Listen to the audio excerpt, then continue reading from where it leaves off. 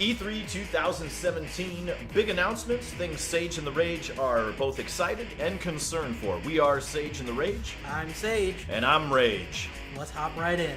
Number 10.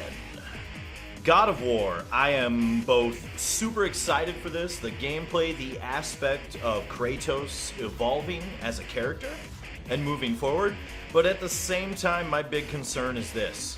I am super excited for this elongated escort quest, said no gamer ever. Yeah, the escort aspect of it weighs a big anchor on the whole concept of the experience. Absolutely, because, I mean, the boy is a part of the gameplay, it's part of the character development, and so far, the gameplay trailers from E3 look great, but you do know that at some point, you could possibly be babysitting this NPC, and that scares me. Yeah, and the other concern that I have is we're just going to tread old ground.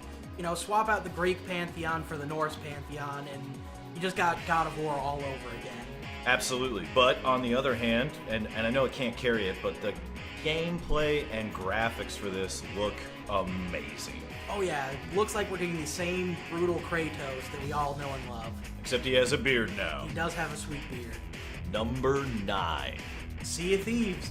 Now, in the gaming industry, we just don't have enough pirate games. We've got ninjas, we've got samurais, we've got the whole gambit of soldiers. Not a lot of pirates. And this one looks like it's a true pirate adventure. You sail the seas, you hunt for treasure, you have ship battles, and it's a Rareware game. It looks like Rare is finally coming back into form. Which is exciting, because Rareware has made a lot of great games in the past, and some of the gameplay aspects that I watched on this one really did seem exciting. Like, you've got to manage who's on the boat, who's doing the exploration, and then just some of the ridiculousness of the graphics, like firing the cannon or the pistols or things like that. The gameplay looks really fun, yet super engaging. Yeah, it looks like it'll make you feel like being a pirate. The problem I see with it is it looks like it could get a bit repetitive over time, and it's a lot of wandering around looking for stuff to do. Number 8. SpiderMan. This is a franchise that is near and dear to my heart. I'll say I love Venom a little bit more than Spidey, but I'm excited for this game. The gameplay trailer that was shown at E3 looks mind-blowing. It looks like it's really taking advantage of everything it means to be Spider-Man. You can web sling one guy up while you're swinging around, catch the other guy. There was a clip in there where you actually see him grabbing people up and wrapping them up in webbing like a spider would to hold on to them. And it just looks fluid and beautiful, and it's about time that we had a Spider-Man game that engaged us as much as some of the older games did. Yeah, I have to agree. I'm really excited for it. It looks like a lot of fun. I want to see what the web swinging is actually like. If we get like Spider-Man 2 web swinging, that would be fantastic. Well, that's what it hints at in the gameplay trailer. It looks like we're going to have that Spider-Man 2 open web slinging, just, open world exploration that looks like it's just going to capture all the freedom that it is for you, the player, to become Spider-Man. Oh, that would make a perfect Spider-Man game. The one concern I'd have to list for this game is I'm afraid they might try and go too much. It's Arkham Asylum, but with Spider-Man. That is a very valid concern, and unfortunately, somebody in the comments may disagree, but I think Spider-Man's Rogue Gallery does not lend itself as well as Batman's for a game to be like that at all. I hope it's more focused on the open world sandbox and just capturing the beauty of what it is to be Spider-Man. Being the hero of New York. Exactly. Number 7. Ni no Kuni, The Revenant Kingdom. Now, I love the first Ni no Kuni. Studio Ghibli, Miyazaki, beautiful art style. Wonderful RPG. The second one looks like it's a great successor to it. I just hope they evolve the formula. We've still got the classic JRPG menu-based combat, but I feel like they need to do more with it. Make it the better game. Absolutely, but at the same time, I'm kind of excited for this one because it does have that classic menu-based format. And a lot of the newer iterations of JRPGs have kind of strayed away from that, and I'm excited to see someone try to use it again, but I can see your concern as well for this game. Yeah, I feel like this is a great opportunity to bring the menus back, but make them better than ever. Absolutely. Number 6, Bloodstained. I'm excited for this game. That's all I can even say to capture it. We are talking about some of Castlevania's best people and director working on this game. It was displayed at E3. It had its own gameplay, let's play area for about 8 minutes there. And if you were to look at the gameplay, it looks like it captures everything that was great about Castlevania. The platforming, finding things in walls, upgrading from battling your enemies. It looks like it has a full, menu system where you can equip your character to grow and feel that sense of progression, while still capturing some of that music and atmosphere that made games like Symphony of the Night back on the PlayStation 1 an amazing game. Yeah, it looks like it's a return of a classic. The Symphony of the Night. Iga is a fantastic director. And though we've had some stumbles with the Kickstarter format, Mighty Number 9, Ukulele had some mixed reception, I think this is finally the thing to show that a love project from Kickstarter can really be a strong thing. And I think that's something the gaming community needs to see out of this game. We need a win, and I think this is the win. Absolutely. Number 5. Monster Hunter World. What's not to love about Monster Hunter? You go out into the wilderness and you fight the biggest creatures you can find. And this one looks bigger and better than ever. They've gone away with the sections. Now you have a big, vast open world to track down these monsters. You've got your grappling hook, you've got your big old weapons, and the creatures are bigger and better than ever. See, now, I'm actually excited for this game, too. And I know it has a huge following, and somebody might disagree with me in the comments, but the original, 3DS and handheld portable versions that kind of really got this franchise going, they never grabbed my attention. But when I saw this trailer, and I saw the gameplay mechanics and how many different ways you could see yourself dealing with enemies and interacting with this world, that got me excited. Anything that pulls me in as a player and says this is now your world to do what you want in, that gets me pretty pumped up, and it just looks phenomenally done. Oh yeah, and they've added the stealth mechanics, mounting is even better than ever. All in all, this looks like the best Monster Hunter we've had yet. Number 4.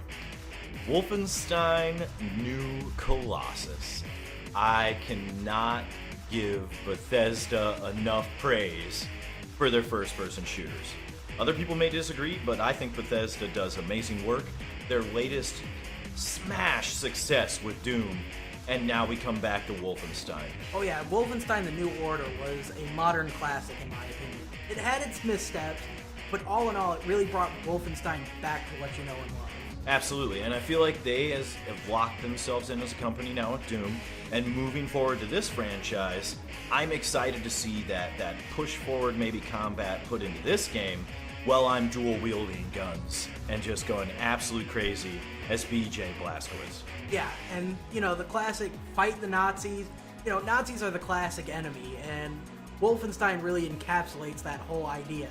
It's great action, great gameplay, and great fun. Number 3. Super Mario Odyssey. What's not to love about Mario? He is the classic face of gaming, and this looks like a return to form to his classic 3D platformers. For example, we have Super Mario 64. This looks like it's back to that open world, explore the area around you as you platform through the challenges. You jump, you attack, and you can even take over enemies in this one. All in all, this is a fantastic sequel to Mario. How do you feel about the new mechanic introduced at E3? This was the big push, is that you throw your hat and you can possess other enemies and kind of take on literally their appearance, their abilities, and all the things that allow those enemies to explore the world as well. How do you feel about that? I actually feel like that's a step in the right direction for Mario. Instead of the classic, let's just get a new power-up that we'll use twice and never see again, now you can actually experiment. You can be the Goomba, you can be the Koopa, you can be anything you set your mind to, and I feel like that opens the doors way open. Absolutely. Number 2. Samus Returns. I am quite possibly one of the biggest Metroid fans in the world, and so to not only get Samus Returns announced on the 3DS, but to see just a little teaser for Metroid Prime 4 was enough. But this game, this is the one that I want to focus on here. I played this game on the original Game Boy on a family vacation to Canada. And so I played this game front to back, forward, every direction, got the best times on it, explored everything.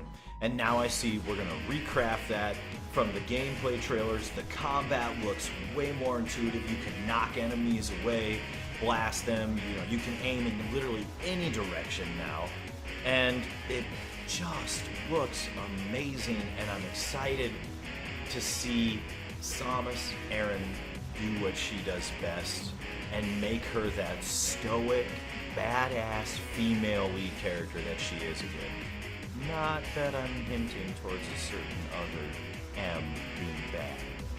Yeah, I agree with you wholeheartedly. Of any of the Metroid games, Metroid 2 has probably aged the worst. So it's great to get a remaster, remake of that classic game. We've already gotten Zero Mission that does the first one. It's time Metroid 2 gets its time in the spotlight. This game looks phenomenal. Samus has never looked better, in my opinion. And I feel like this is a chance for Nintendo to really hit a home run. And this franchise needs to put its female character back up on top. Metroid needs a home run. Absolutely. Number 1.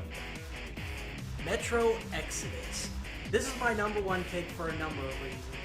You see, you've got this oppressive world after the nuclear winter, and it just feels like, the survival, the scavenging for parts and weapons and ammo, and just the open world aspect of it. I mean, it's not a full open world, but it's got open world elements to it.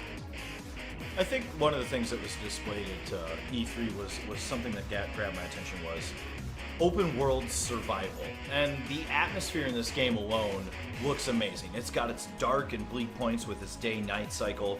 It's got you, looking around, but it feels like the world is truly against you in this game.